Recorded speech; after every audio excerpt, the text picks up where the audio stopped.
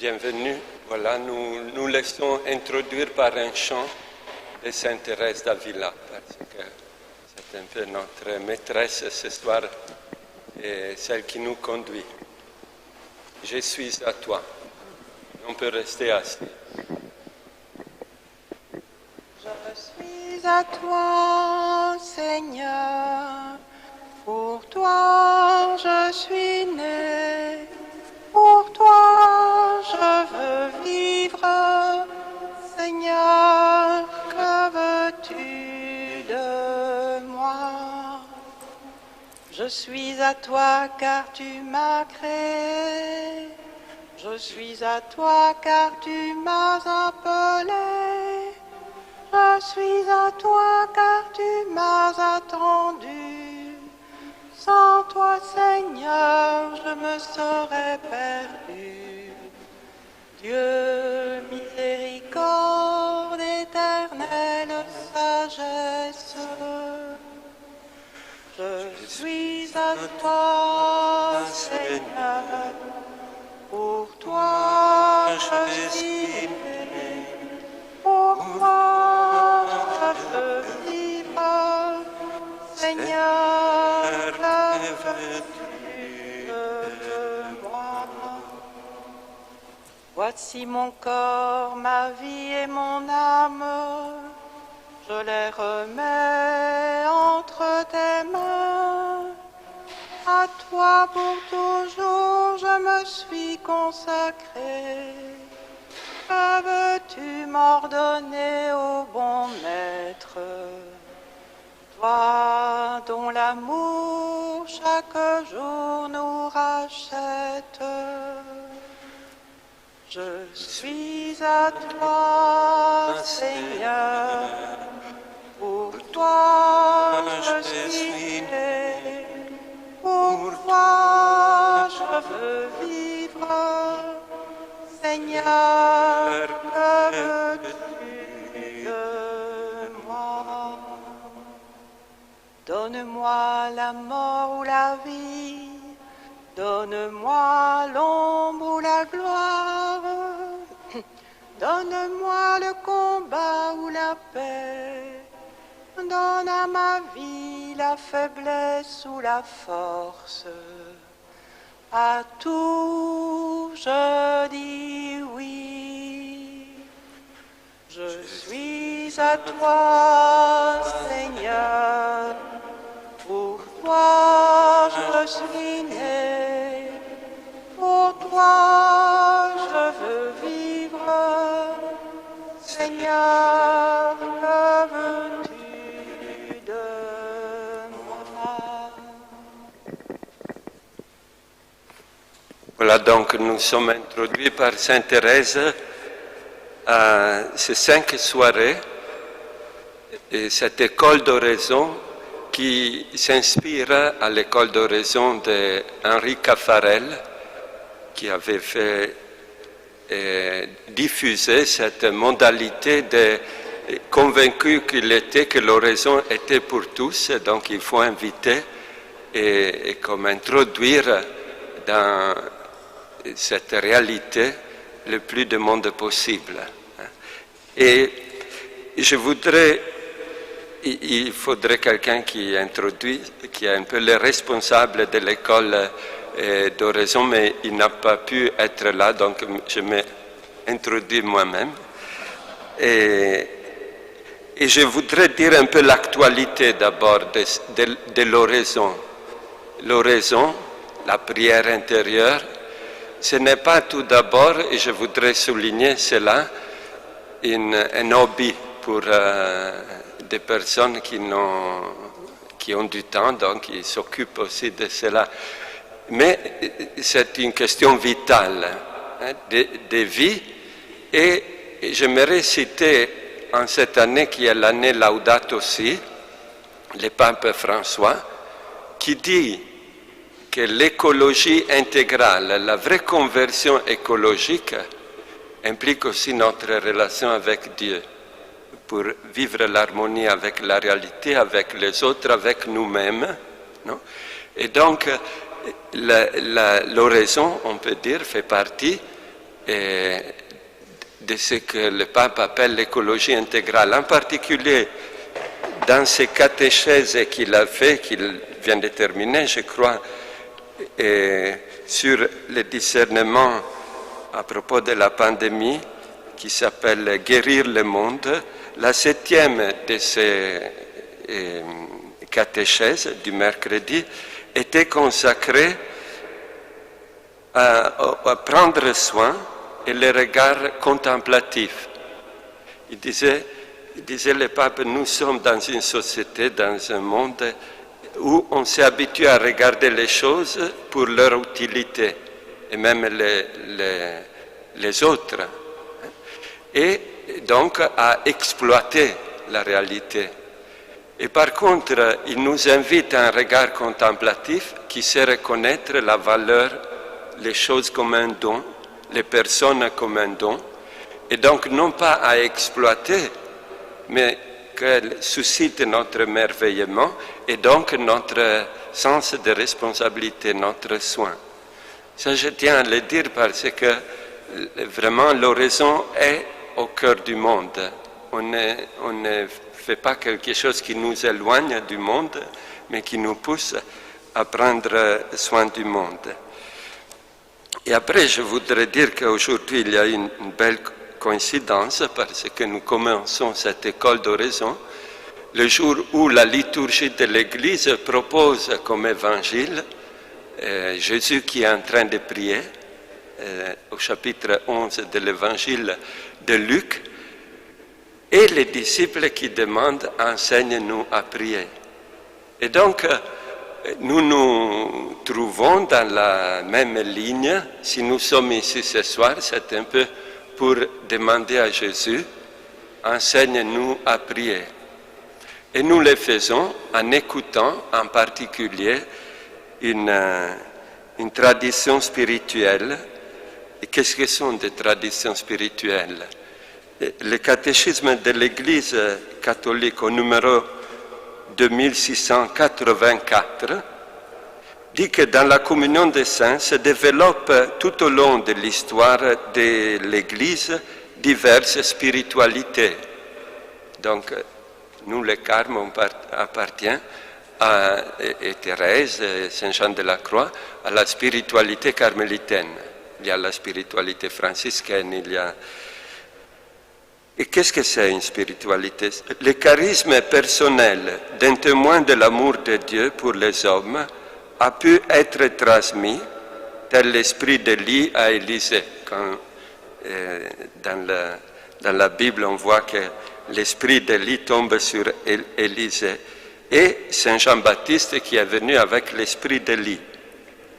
Pour que des disciples éparent cet esprit, nous pouvons participer un peu, ou à notre manière, à l'expérience du prophète Élie, à l'expérience de Thérèse d'Avila, de Saint Jean de la Croix.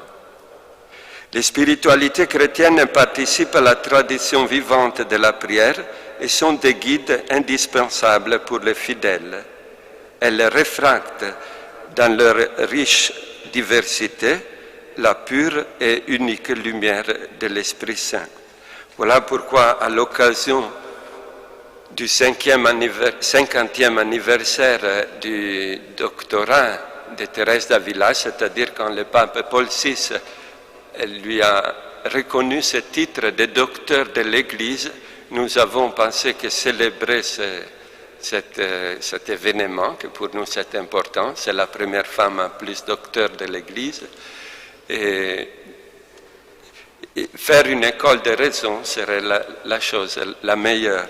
Le pape Paul VI disait le 27 septembre 1970, la lumière que le titre de docteur conféré à Thérèse reflète sur nous, c'est le message de l'oraison.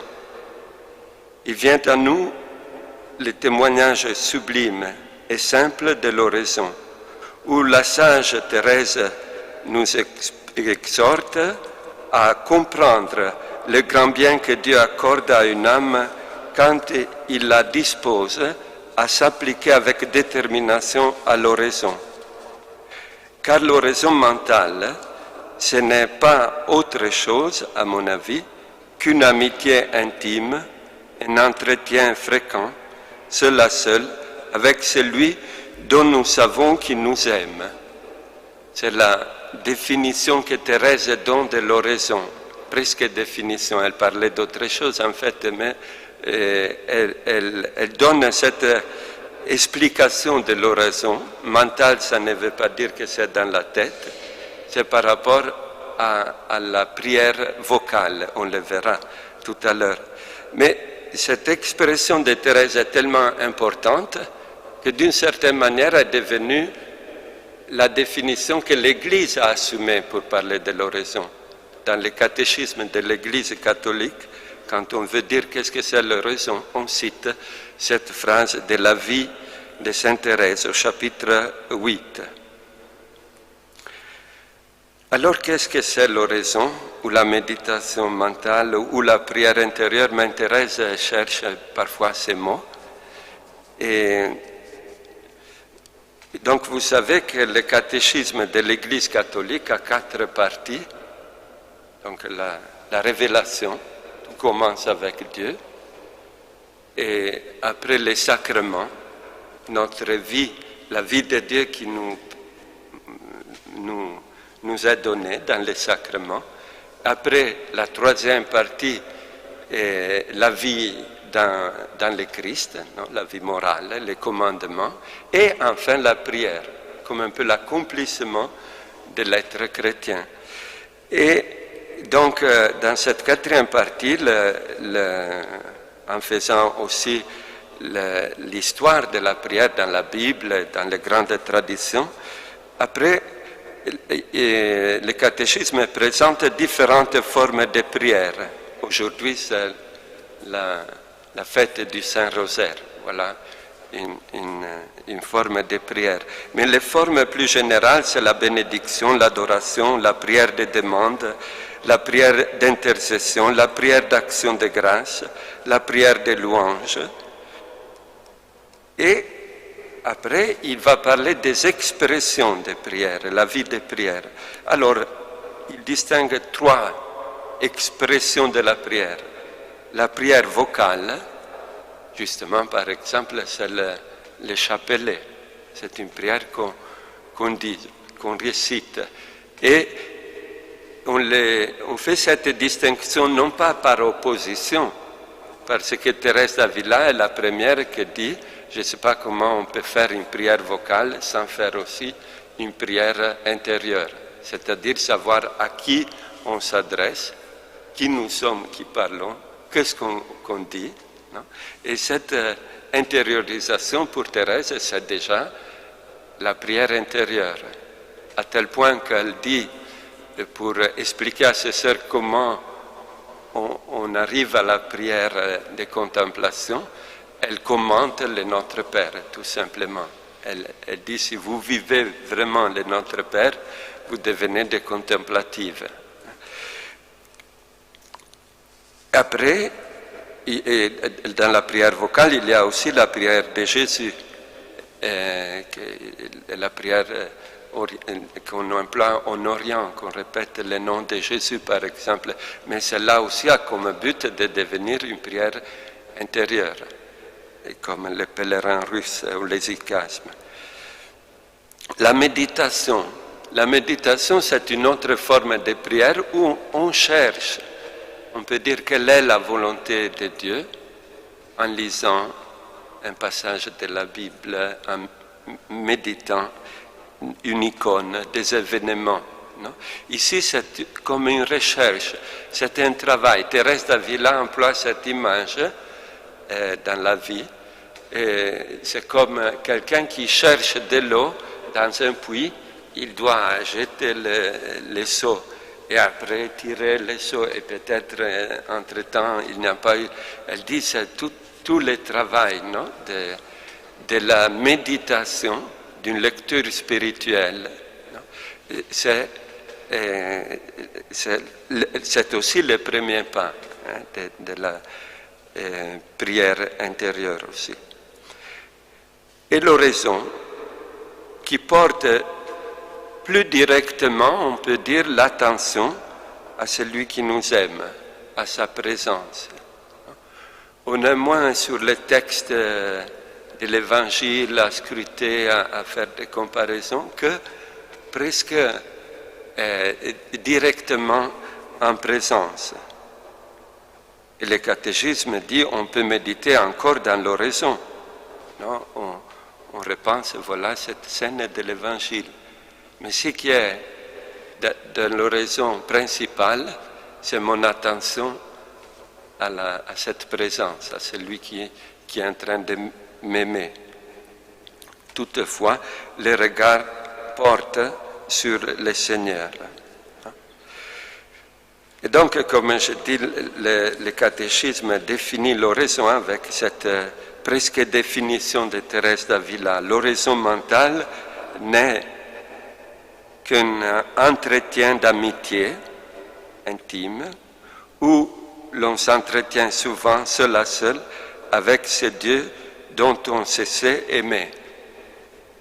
Et avant d'approfondir cette définition, je voudrais souligner deux choses aussi importantes. La première, c'est que l'oraison se base sur la grâce baptismale, sur la vie que nous avons d'enfants de Dieu, que nous avons reçue au baptême.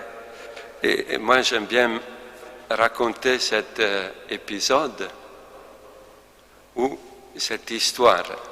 Et voyons ce qui peut nous aider le plus, qui est celle du mouleur. Donc, quelqu'un qui avait un moulin et qui faisait toute sa farine et les paysans venaient porter le froment dans le moulin et les commerçants venaient acheter le moulin et toutes les machines faisaient tout le bruit des engrenages. Non? Mais à midi, les mouleurs poussaient tous hors de la maison, ils se mettaient à table et il faisait silence avec sa famille.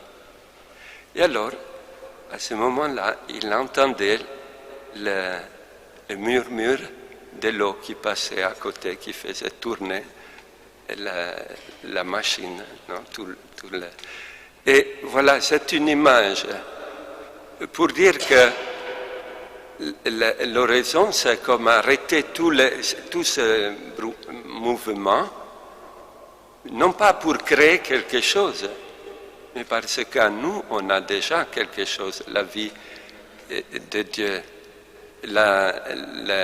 Nous sommes déjà enfants de Dieu dans le Fils. Et Jésus, d'une certaine manière, continue à prier le Père en nous et à nous inviter, à nous demander l'Esprit Saint. Voilà d'abord cette chose. Thérèse dit à ses sœurs, vous n'êtes pas vide en vous. Il y a de la vie en vous. Et cette vie baptismale, c'est la vie d'enfant de Dieu, que l'oraison veut développer. Et en fait, aussi que le but de l'oraison, c'est l'union avec Dieu. Et rien moins que cela. Non? Une union d'amitié, de volonté, dirait Thérèse. Non? Et une union d'amour. Et Saint Jean de la Croix dirait devenir Dieu par participation. Et les pères de l'Église orientale diraient c'est la divinisation de l'homme. Le but de l'oraison, c'est vraiment que ce qu'on a reçu au baptême, nous puissions le vivre dans la plus grande intensité d'amitié, de volonté commune, de se sentir ensemble.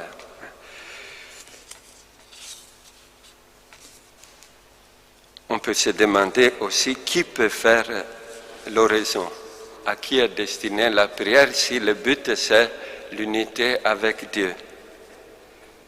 Et il y a un numéro du catéchisme de l'Église catholique, le numéro 2014, qui est aussi très intéressant parce que nous répondons que tout le monde peut prier, mais un peu superficiellement peut-être. Alors, ce numéro du catéchisme, ce paragraphe, dit que le progrès spirituel, dont fait partie aussi le chemin d'oraison, tend à l'union toujours plus intime avec le Christ et en lui au mystère de la Sainte Trinité. La vie chrétienne a pour but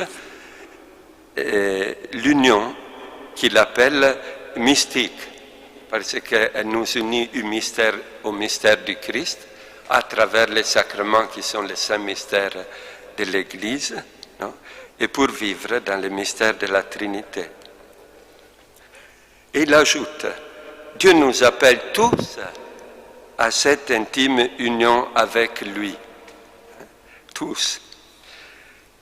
Même si des grâces spéciales ou des signes extraordinaires de cette vie mystique sont seulement accordés à certains, en vue de manifester les dons gratuits faits à tous.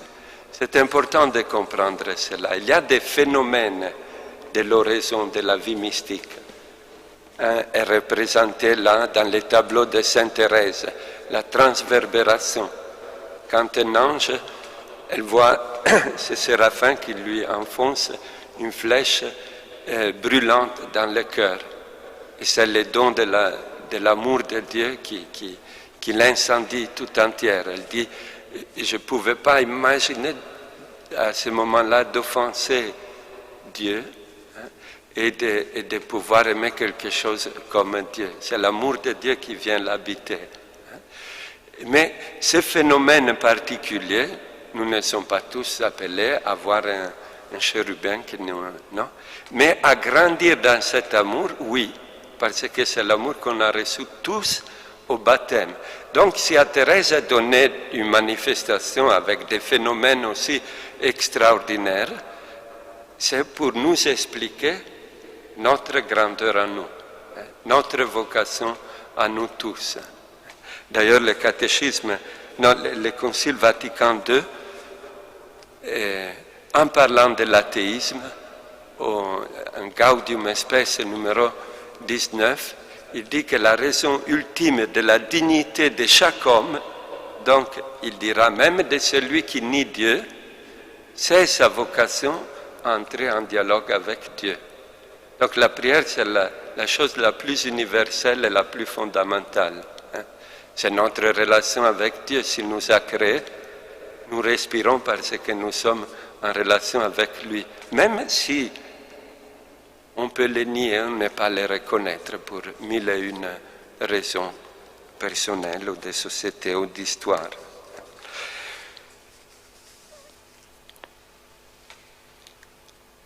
Voilà. Alors la prière, comme oraison, on la définit aussi une prière théologale. Qu'est-ce que ça veut dire que c'est une prière théologale? Il y a de très belles prières dans toutes les religions, dans toutes, non, des élans de l'homme qui va vers Dieu, en regardant un coucher de soleil, en regardant un visage qui souffre, peut naître une invocation très authentique. Mais l'oraison, quand Thérèse parle d'oraison, et quand nous parlons d'oraison chrétienne, nous parlons de la vie de Dieu qui nous a été donnée, révélée en Jésus-Christ, non? Son être fils de Dieu. Non? Ce n'est pas seulement notre vie biologique qui cherche à... C'est un don d'éternité que par la foi qui touche notre intelligence, par l'espérance qui guérit notre mémoire et par la charité qui élève notre volonté, nous pouvons entrer en communication, en contact avec Dieu. Et le Père, bienheureux Père Marie-Eugène employait cette image très belle. Il disait, quand nous faisons un acte de foi, la foi est le moyen pour s'unir à Dieu. Non? Et il disait c'est comme si on met la main dans un liquide, dans de l'eau. On ne sait pas la retirer sèche. Et comme ça, il disait, quand nous faisons un acte de foi, on revient un peu mouillé de Dieu. Je dis cela pour entendre qu'est-ce que ça veut dire une prière théologale, qui après prend aussi toute notre humanité et la jette dans cette manière qui est propre du don que nous recevons dans le Seigneur. Je voudrais ajouter une autre caractéristique de la prière d'oraison, et c'est qu'elle implique une certaine durée, un temps. Et il y a d'autres prières qui vivent le temps dans l'action. Non? La prière liturgique, quand on dit la messe, on bouge. Non? Il y a la procession, on porte les offrandes, il y a les gestes. Non? C'est une prière en mouvement, on peut dire. Tandis que un peu la caractéristique de l'oraison, c'est un peu un demeurer, rester là. Et ce qui, d'un côté, comme dans toutes aussi les autres traditions religieuses, favorise une certaine intériorisation. On peut voir comme, s'arrêter et entrer en soi-même. Mais surtout parce que, comme on a vu, c'est rester à la présence d'un autre, de quelqu'un qui est là. Et ça, c'est un peu la caractéristique vraiment aussi thérésienne de la prière. Et Thérèse disait, je n'arrivais pas beaucoup à imaginer, je n'avais pas une intelligence discursive, un esprit discursif, je dirais comme fait Saint Ignace, les deux allaient très d'accord, mais point 1, point 2, point 3, Thérèse n'était pas comme cela. Elle saisit comme, si on peut dire, un point pour dire synthétique, qu'est-ce que c'est l'oraison pour Thérèse, c'est le regard.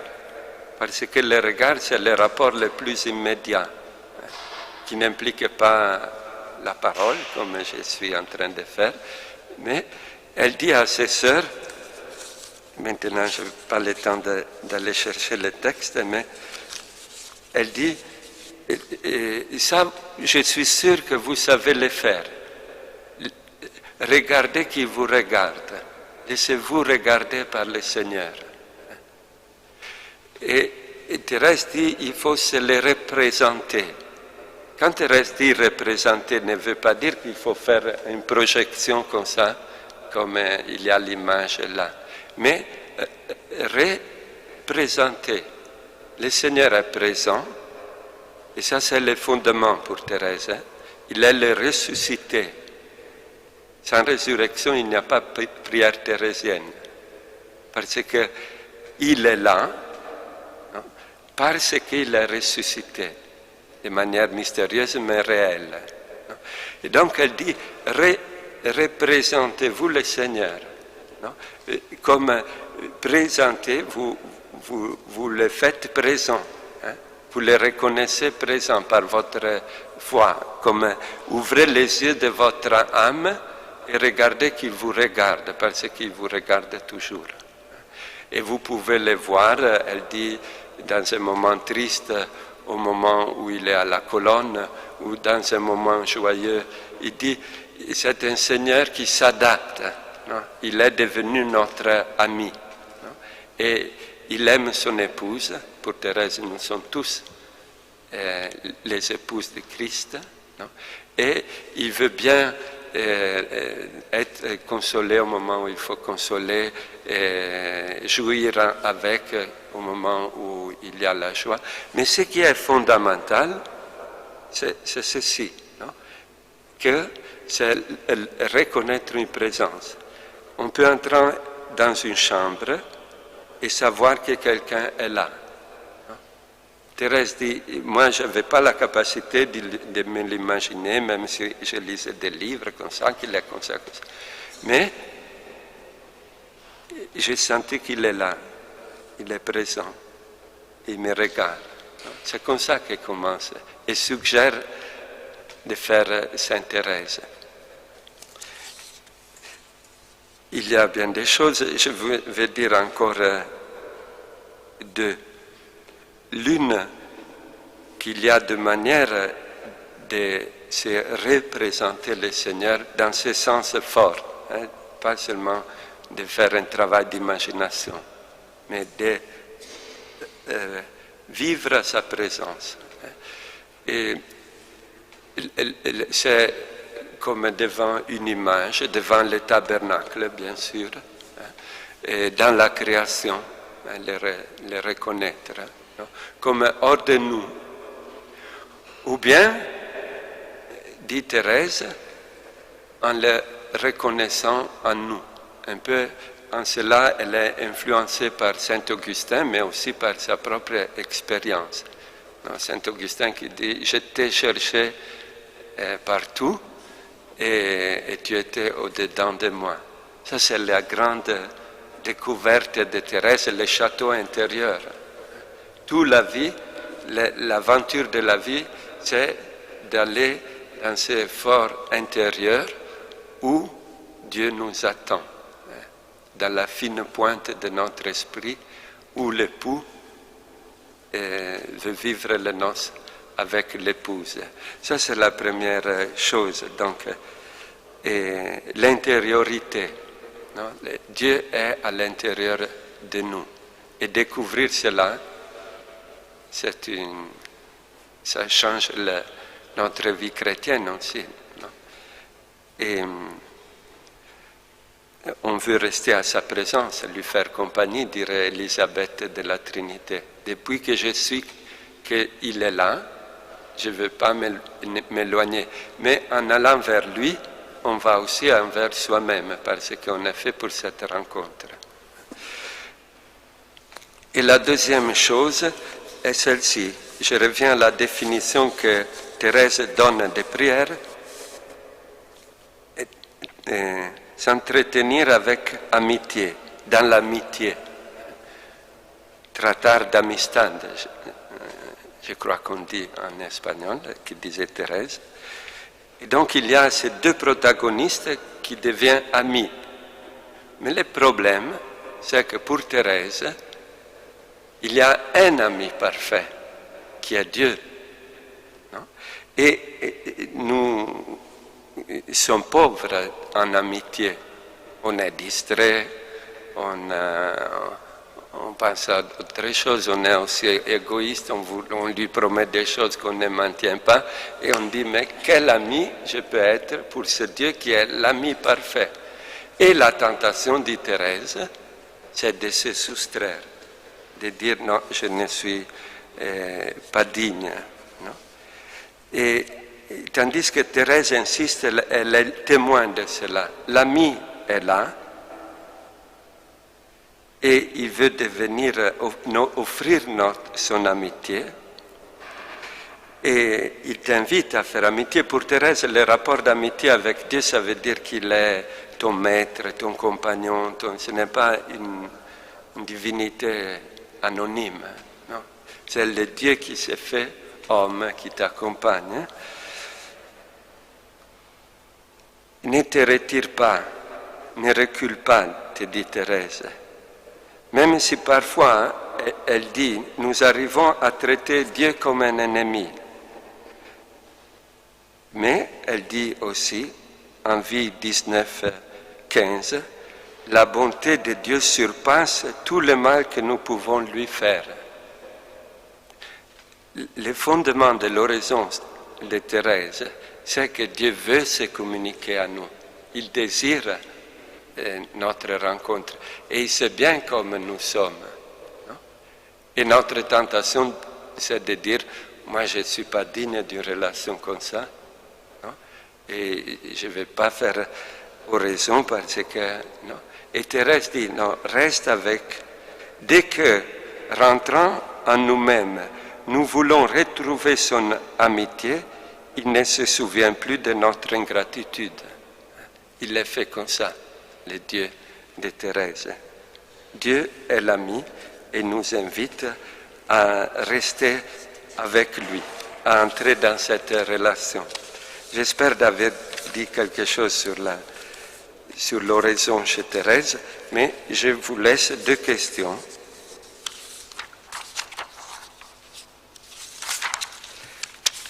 La première question est: quelles sont les motivations pour faire oraison? J'aurais pu vous le dire moi, mais il faut les trouver soi-même aussi. Et quelles sont les excuses pour ne pas faire oraison? Parce que nous tous, nous trouvons des excuses. Même les frères, on est fatigués, depuis des années, je n'ai pas le temps. Non, voilà, mais c'est comme un travail que nous faisons aussi, pour la prochaine fois peut-être. C'est une école, donc il y a aussi des devoirs. Et je laisse maintenant la parole. La structure de ces écoles d'oraison, c'est un enseignement, après un témoignage et un moment d'oraison qu'on va faire à la fin.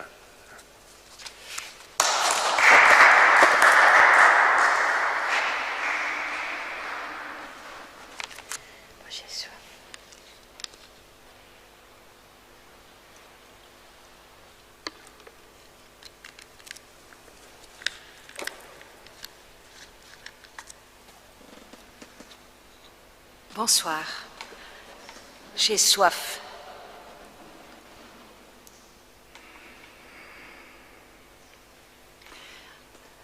Dieu a soif de nous. Ça, c'est une découverte que j'ai faite. Dieu a soif de nous. Mais moi aussi, j'ai pas eu soif toujours de Dieu. Il faut savoir là où est-ce qu'on démarre dans toute cette oraison, cette rencontre avec le Seigneur. Et on démarre là où on est, exactement là. Et donc, quand je vois la progression chez moi, venant d'une famille catholique tout à fait classique, à un moment donné, j'ai laissé tomber ça. J'ai vécu ma vie, mon autonomie, tout ça, et Dieu, que j'avais appris à l'école, très bien, il est allé loin de moi. Mais en fait, si je dis ça, c'est parce qu'on n'entre pas comme ça en relation avec Dieu et comment, en oraison certainement pas. Oui, j'avais appris des choses classiques, bien sûr, mais en fait, à un moment donné dans ma vie, dans ma recherche de moi-même, dans la psychologie, que c'était mon domaine où je me suis développée, c'était pas du tout là. Dieu n'avait pas de place. C'est le moi, le soi, l'autre, et ça, j'ai exploré. C'est important de bien connaître soi-même. Mais en fait, c'est le manque que j'ai à un moment donné découvert là, qui m'est allé à la recherche de Dieu. C'est plutôt par le manque. Je me dis, il doit y avoir autre chose que moi et l'autre et nous. Et en fait, d'abord j'ai découvert, en travaillant en Inde, dans une communauté thérapeutique, j'ai découvert la méditation, Vipassana. En fait, pourquoi je vous dis ça ? Parce que pour moi, l'oraison, c'est progressivement entrer dans l'intériorité, donc à l'intérieur de soi. Et donc, le fait d'avoir découvert le silence au-delà de nos émotions, de nos pensées, de nos sensations, par rapport à laquelle on expérimente la réalité, j'ai découvert une dimension au-delà de ça. Waouh!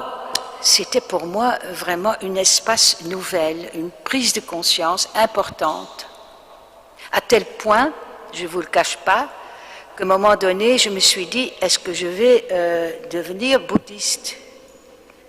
Alors, je suis rentrée de l'Inde parce que le Seigneur nous prend à l'imprévu et on ne le sait pas à l'avance. Et je suis retournée et je me dis, c'est Jésus ou c'est le Bouddha? Et je suis allée à la messe à Clairland, devant la croix, j'ai dit, Seigneur, c'est toi ou c'est le Bouddha? Il y avait une femme avec un petit chapeau bleu qui était assise devant moi, que je ne connaissais pas, que j'ai retrouvée dans le bois de Clairland, assis sur un arbre, qui lisait en japonais, parce qu'en fait je voyais que c'était quelque chose de chinois ou quoi. Et alors je me suis assise là-bas, j'étais attirée vers elle, et je voyais que c'était une femme japonaise. Je lui dis, vous venez de là? Enfin bref, pour une histoire longue, courte, je lui demandais, tiens, vous venez d'où? De Tokyo. Vous êtes chrétienne et pas bouddhiste. J'étais théologienne bouddhiste à Tokyo et j'ai eu une petite dépression et j'ai vu une enseigne. Venez tous qui sont sous le fardeau, je vais vous donner du repos. Et elle est comme ça par hasard entrée là-bas et elle est devenue catholique, elle est devenue chrétienne. Alors, j'ai dit, mais alors, c'est qui le plus grand? Ah, mais le Bouddha, il a eu l'illumination, il a enseigné ça aux disciples, c'est vrai. Mais Jésus est le plus grand Bouddha. Je dis comment? Parce qu'il est mort pour nous et il est ressuscité et ses disciples en ont témoigné. Bon, évidemment, j'avais appris ça à la maison, mais jamais je l'entendais comme ça. À partir de ce moment-là, j'ai vu ça comme un signe du Seigneur. C'est devenu clair comme l'eau de rose que Jésus était mort pour nous, qu'il était ressuscité, et je l'ai cru comme ça. Et du coup, ça a changé, donc comme ça, parce que je vois la progression aussi chez Thérèse d'Avila dans son château, mais c'est aussi avec nous. J'ai pas pu continuer à travailler avec ce neuropsychiatre avec qui je travaillais, parce qu'il travaillait à un niveau uniquement psychologique, et je ne pouvais plus le suivre. Et je l'ai quitté. Et j'ai voulu approfondir la foi en étudiant la religion, donc la science religieuse pour devenir prof, et ainsi de suite, progressivement, je suis entrée dans l'église. À un moment donné, je me dis, il faut aussi s'engager. Est-ce que je reste en dehors de l'église ou j'entre dedans? Il faut mieux être à l'intérieur pour faire partie. Donc ce désir d'appartenance que je trouve que c'est important aussi. Donc on laisse tomber des choses et ça fait mal. Ce sont des passages ou un deuil où on quitte des choses et on entre dans quelque chose de nouveau. Bon, c'est important parce que ça, ensuite, je me suis engagée dans l'église, j'ai travaillé là et maintenant je suis retraitée. Mais c'est vrai aussi, même en travaillant dans l'église, c'est comment on travaille pour Dieu. Et j'ai quand même vite compris, très vite, que quand on travaille pour lui, est-ce qu'on le fait à partir de lui ou à partir de nous-mêmes? Alors, je reviens maintenant. Relation avec Dieu, moi et Dieu. Alors, d'abord, c'est pas parler de lui. Parler de lui, oui, c'est important de savoir des choses sur lui, mais c'est surtout entrer en relation avec lui. C'est très différent. Le je et tu. Alors, le je et le tu est un tout autre. Pas psychologique, mais c'est un tout autre. Et ce désir de rencontrer quelqu'un, parce que dans la méditation, de faire le vide, on acquiert un certain silence. Quelque part, on reste toujours confronté avec soi-même. Et donc, le fait d'entrer en relation avec un autre, un tout autre, c'est ça qui m'a fait désirer entrer de nouveau en contact avec le Christ. Voilà, ça c'est déjà très important. Alors, qu'est-ce que je veux dire? Donc, ça, la relation à lui. Alors, c'est effectivement, c'est s'arrêter d'abord, s'arrêter. Alors Thérèse utilise l'image de l'oraison, c'est entrer par une porte du château, le château intérieur, Et il faut fermer la porte à tout ce qui est extérieur. Alors, ce n'est pas du tout évident, quand on commence à prier, de laisser tout ça à l'extérieur. Il y a d'abord toute la distraction qu'il faut laisser, et puis il y a une image comment dirais-je, un chameau plein de bagages, et c'est avec tous nos affaires qui nous attire vers le monde extérieur qu'il faut laisser. Donc c'est un premier ascèse, c'est vrai. Et pour entrer dans la porte de l'oraison, c'est fermer la porte et entrer à l'intérieur. Alors, à l'intérieur, il n'y a donc pas une vide, il y a cette présence dont elle parle. Alors moi, j'aime beaucoup la découverte que c'est en fait Dieu qui nous cherche. Alors, moi, j'aime bien l'image. En fait, Dieu joue à cache-cache avec nous. J'ai une fois dû dire qui est Dieu à un enfant, mais l'enfant comprend ça très bien. Alors, le jeu de cache-cache, c'est que le père qui se cache derrière, ici ce sera derrière un pilier comme ça, ou derrière un arbre, et il montre de temps en temps un petit signe de lui, et l'enfant va à la recherche du père, de son père. Mais si le père ne montre pas de temps en temps quelque chose de lui, l'enfant va se décourager et il va dire « oh, je suis seul ».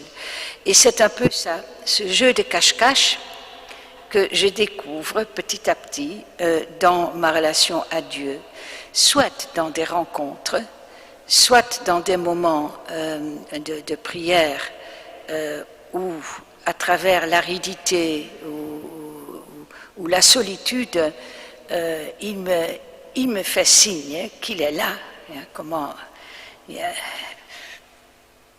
J'ai fait une expérience dans le confinement. Bon, le confinement nous est tous tombés dessus. Du jour au lendemain, on était isolés. Moi, j'étais très isolée, là, dont tous. Mais enfin, bon, de temps en temps, moi, je filais quand même, je prenais la voignole et j'allais au bois de la Cambre pour un peu prendre l'air. Et j'ai remarqué déjà que le regard change, parce qu'il y avait un silence. On était tous dans le même enfin, barque, on peut dire. Et il y avait un silence dans le bois et on était très liés quelque part. Et le ciel était très bleu et déjà ce regard contemplatif, oui, c'est-à-dire c'est le regard qu'on accueille, ça vient de là vers l'intérieur, plutôt que moi vers ça, c'est un regard pour se laisser toucher. Thérèse dit ça aussi, ouvrir son regard pour se laisser toucher. Alors se laisser toucher, se laisser venir de la nature vers toi, c'est autre chose que de regarder de toi vers la nature, je ne sais pas vous dire. Et alors automatiquement, on a envie de rendre grâce. Alors on prend conscience qu'il y a un créateur. C'est curieux, mais j'ai envie de rendre grâce. Waouh, ça c'est pour nous. Et puis le fait de le partager, même silencieusement, il y a un partage dans le silence que j'aime beaucoup aussi. Bon, ça c'est une chose. Ensuite, j'ai noté beaucoup de choses, mais maintenant je ne trouve plus dans mes papiers. Donc c'est à la fois de l'extérieur que ça vient vers l'intérieur, on peut dire transcendant ou immanent, et aussi de l'intérieur vers l'extérieur. Alors, découvrir que lui, il a soif, Dieu a soif de nous, ça j'ai trouvé peut-être pour moi la conversion. Quand il est au puits j'ai soif de toi et que Dieu a soif de nous, et Thérèse dit en fait lui Dieu cherche ses délices à l'intérieur de nous, ses délices cherchées en nous. Vous vous rendez compte que Dieu cherche les merveilles à l'intérieur de nous. Moi, je ne me rendais pas compte qu'il y a tout ça à l'intérieur de nous. Alors, elle parlait des demeures et il y a beaucoup de demeures, donc heureusement, on est tous très différents, mais nous sommes quelque part tous aussi intrinsèquement unis et les mêmes. Et alors, ça aussi pour moi, c'est important, surtout à travers le Notre Père, que Thérèse, dans le chemin de perfection, elle développe ça dans plusieurs chapitres. Mais si tu pries Notre Père, rien que ça, et tu restes par exemple 10 minutes sur ça, tu te rends compte que c'est Jésus qui prie avec nous, au Père. Enfin, alors elle nous introduit vraiment que c'est avec Jésus que nous prions ce Notre Père. Et alors, elle nous fait entrer dans la relation de Jésus avec le Père et elle nous entraîne là-dedans. Et je ne sais pas vous dire, mais quand vous priez le Notre Père comme elle le prie, on prend conscience qu'on a un Père qui est notre Créateur, que c'est le même Père que Jésus en plus, que nous sommes tous frères et sœurs, on savait ça, mais on le vit de l'intérieur et ça donne une prise de conscience d'être vraiment interconnected. On est vraiment unis, quoi. C'est quelque chose que c'est pas dans la tête. Alors, quelqu'un qui a fait tout un chemin à pied jusqu'à Jérusalem, il est parti, j'ai un ami à moi, je pense tout d'un coup à lui, avec le balai de sa maman, il est parti de Gand, à pied, et il est allé comme ça. Mais il m'a dit, quand je suis arrivé finalement à Jérusalem, j'étais un homme transformé, parce qu'on accueille ce qui vient, et c'est on défait tous nos fausses idées qu'on a, aussi par rapport à Dieu, toutes les projections qu'on a. Petit à petit, on devient vide de toutes nos petites idées sûres. Et alors peut vraiment entrer un espace où Dieu peut entrer en nous. Et il dit c'est une conversion de la tête au cœur. En fait, c'est dans le cœur que ça se passe, en fait. C'est ça que c'est une conversion du cœur. Et alors, petit à petit, ça s'ouvre à l'intérieur. On devient de plus en plus sensible. On a un soif de plus en plus fort de l'écriture, de la méditer, qu'est-ce qu'il veut bien me dire, mais surtout de le laisser parler à l'intérieur de nous, enfin de le laisser résonner. Et moi je peux vous assurer que quand on fait silence et on a le désir de le rencontrer, il se manifeste. Il se manifeste. Par exemple, petite chose, j'entends, quand je vais à la messe, ça résonne à l'intérieur de moi. C'est en irlandais, parfois c'est en irlandais. Jamais dans la prière eucharistique, jamais, nooit zullen we vergeten, nooit, on n'oublie jamais comment lui, il s'est fait un de nous et qu'il a porté nos souffrances. Et juste une petite phrase, et tchac, tu te rends compte qu'il est mort pour toi sur la croix, ça devient un vécu personnel. Alors, c'est autre chose. Alors, on entre vraiment en relation avec lui. Et c'est pour ça que j'aime beaucoup Thérèse, parce qu'elle part de l'expérience. Elle part toujours de son vécu, et après, elle met des mots dessus. Et c'est ça c'est cette découverte, ce goût, ce désir qui vous tire de plus en plus vers lui, et donc vous allez de plus en plus souvent à la messe, enfin moi je dis, vous confessez, vous avez le désir de ça, d'être avec lui, quoi, comme un ami, mais pas uniquement un ami, aussi le Père, je veux dire, l'infiniment grand et l'infiniment petit. Vous vous rendez compte que notre Créateur, il se cache à l'intérieur de nous pour que petit à petit, nous le reconnaissons et nous lui disons, voilà, merci d'être là. enfin, je m'émerveille aussi beaucoup. Qu'est-ce que je peux dire encore?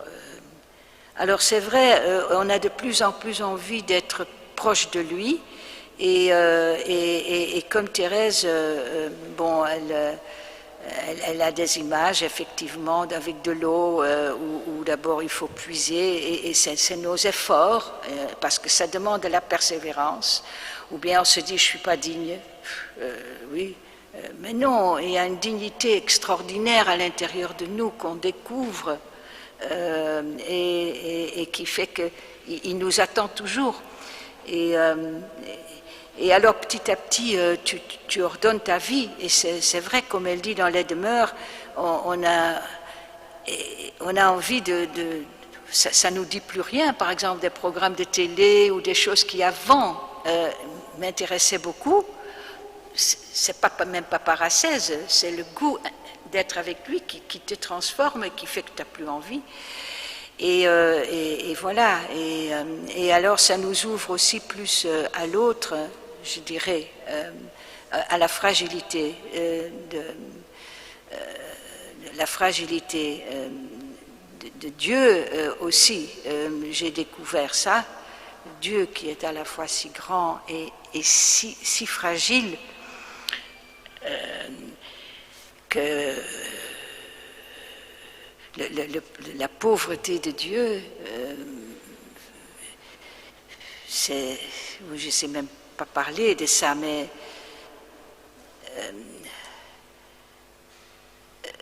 ça te met aussi en contact avec ta propre fragilité, et d'accueillir ta fragilité, et d'être OK avec ça. Voilà. Yeah.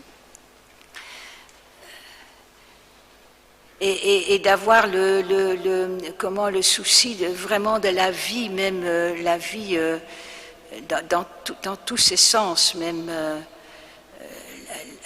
la vie qui est là dès le début et qui est là jusqu'à la fin, et qui fait qu'il faut la respecter, il faut la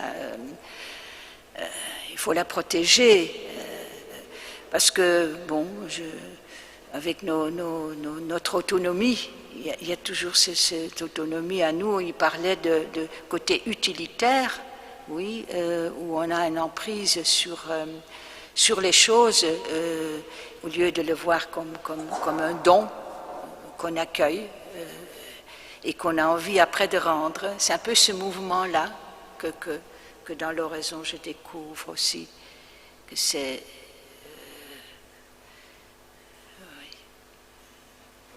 Ça suffit. Oh, rien, hein? Tu vas dire quelque chose? Ah oui, c'est bon. Moi, là-dessus, tu veux que moi je dise quelque chose? Ah ben, ça, je trouve tellement extraordinaire. Donc, comme changement de l'image de Dieu, quand Pierre se laisse laver, que Jésus se met à genoux pour nous laver les pieds, c'est tellement émouvant. Je moet wel door de knieën gaan, zou ik zeggen in het Nederlands. Quand tu te laisses comme ça, te laisser faire par lui. En fait, je pense que nous voulons tous être aimés, mais ça nous fait drôlement peur de nous laisser aimer. Oui, je vois, hein, il y a des gens... C'est ça le paradoxe. On aime être aimé, mais qu'est-ce que ça nous fait peur? Parce qu'en fait, là, on devient finalement dépendant. On devient dépendant. Hein? Ah oui. Alors là, évidemment, j'aime beaucoup Marie aussi.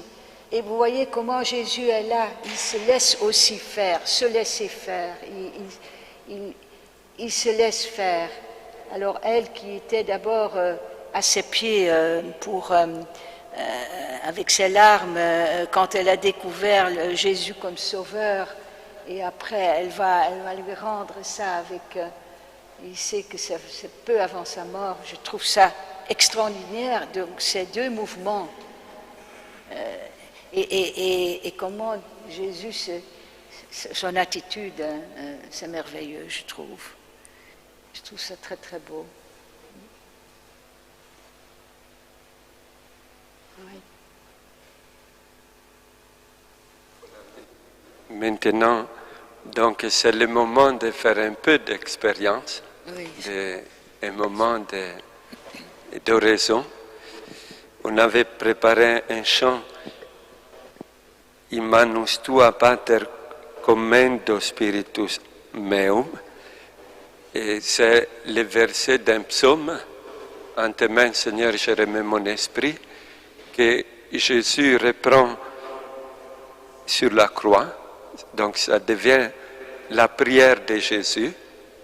Et nous, d'habitude, on complit le soir, après la lecture, on répète aussi, en tes mains, Seigneur, je remets mon esprit. Mais c'était trop compliqué de la chanter, alors on va essayer. C'est un canon de Thésée, peut-être d'autres la connaissent.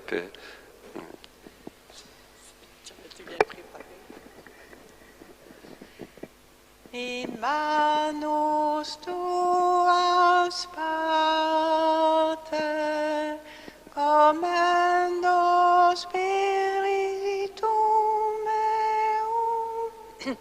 In manus tuas pater commendo spiritum meum.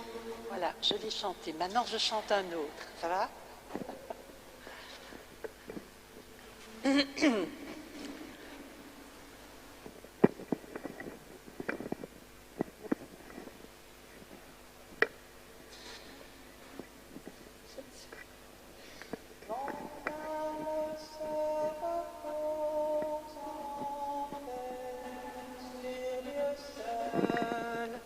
De lui vient mon salut. Oui, sur Dieu seul mon âme se repose. Se repose en paix. Mon âme se repose en paix sur Dieu seul. De lui vient mon salut. Oui, sur Dieu seul mon âme se repose.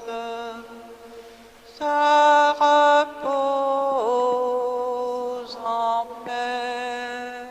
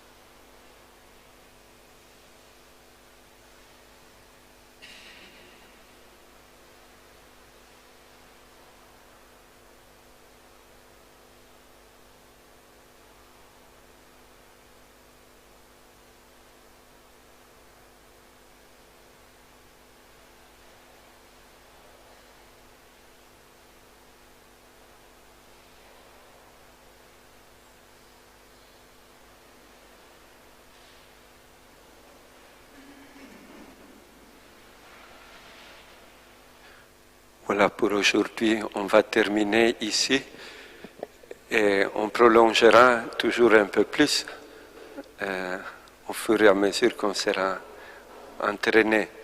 Voilà, la première rencontre, donc, c'était la découverte ou redécouverte de l'oraison. La prochaine rencontre sera comment faire oraison, des indications aussi qui se veulent plus pratiques. On espère pouvoir faire la prochaine rencontre parce que ici, les choses ne vont pas trop bien du point de vue de Covid, mais on va voir. Sinon, vous pouvez suivre ou revoir aussi la rencontre d'aujourd'hui sur notre canal YouTube de Père Carme. Non? Et voilà, on va terminer aujourd'hui, c'est la fête du Saint-Rosaire avec la prière chrétienne par excellence, avec le Salve Regina. Salve Regina, Pater misericordiae, vita dulcedo, et spes nostra salve. A te clamamus, exules Filii Eve, a te suspiramus, gementes et flentes, in lacrimarum vale. Eia ergo, advocata nostra, los tuos misericordes oculos ad nos converte.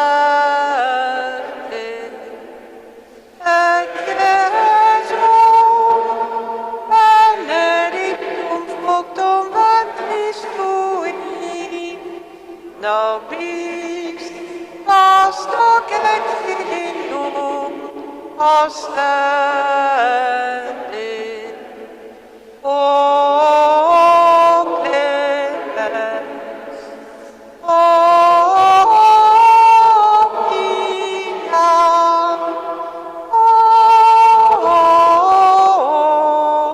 o dulcis Virgo Maria.